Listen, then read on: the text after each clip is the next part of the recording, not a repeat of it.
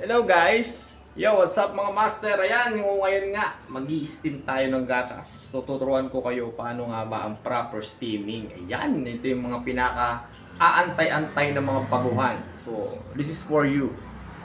So first of all, sa steaming, okay, dito muna tayo sa picture. Kung ang gagamitin mong baso is 8 ounce, okay? Ang milk na kailangan mo is 150 to 180 ml, okay? Kung ikaw naman ay gagamit ng 12 ounce ng cup, ang kailangan mong gatas ay 240 to 250 ml. Kung ikaw ay gagamit ng 16 ounce, no? Kasi may mga something pa Starbucks ka na, no? Mga ganung mga mga baso.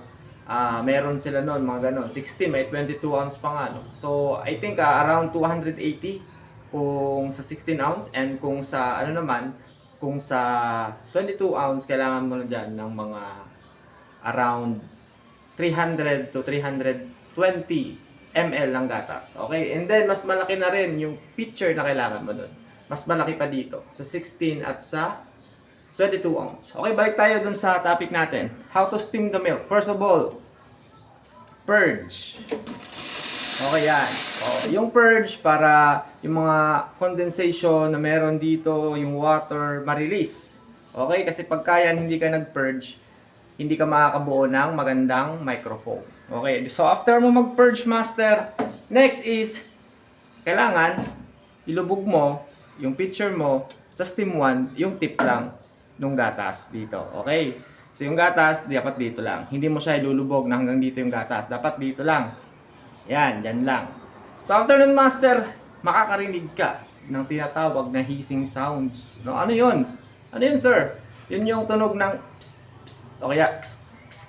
Hissing sounds indicator na nagkikreate ka na ng foam. So once na marinig mo yun, master, ilubog mo na ng konti yung pitcher mo. No?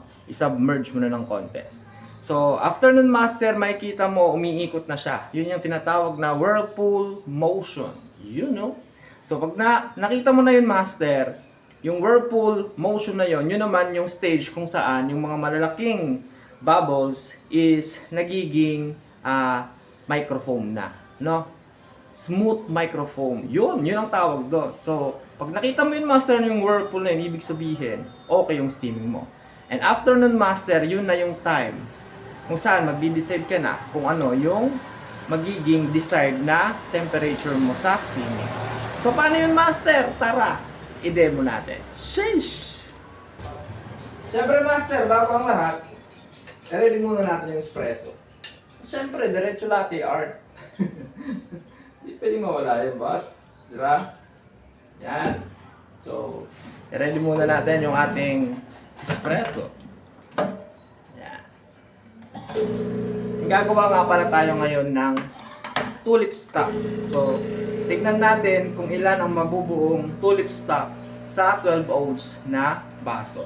Okay. So, gagawin ko lang tong 1:1. 18. Ito. So, dito ka lang, boss. Ready mo lang sarili mo mamaya dyan. So, ito na yung gatas natin. Lagay na tayo dito.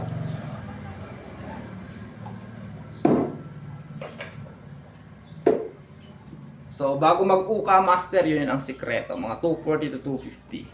Kaya hindi pa kayo sanay, master. Lagi kayong gumamit ng wave. Purge. Ayan, nag-purge na tayo. Lapit natin, boss, kasi baka di nyo makita. Ibaba din natin yung camera. So, wala tong cut. Purong ano to. Purong skill. Okay, purge.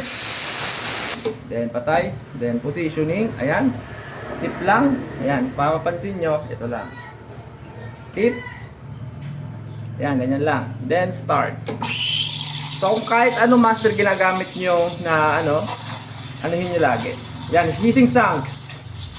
Mga 3 to 5 times. Pag narinig nyo ng 3 to 5 times, lubog nyo ng konti. Yan.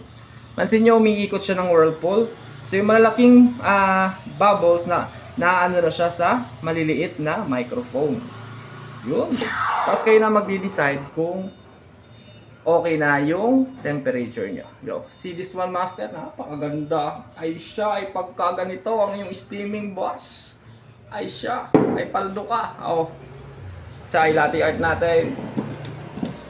Tingnan natin. Ang ganda nga ang aking pag-steam. So, drop konti. Halo. Then, start the latte art.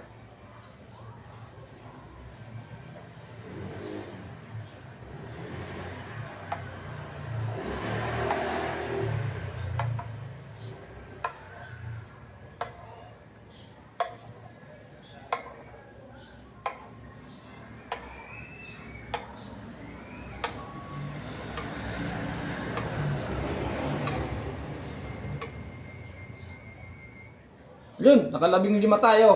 Yun lang ang kinaya. Aray ko, pero ayos lang yan. Ang mahalaga na tutunan nyo na ang proper steaming. So yun lang mga master. So sana nakatulong. So yun lang. So keep pouring. Kayang-kaya niyan mga boss. Tiwala lang. Basta nandito lang si Bahay Barista palagi para gabayan kayo. Kapi na! Sheesh! Langit!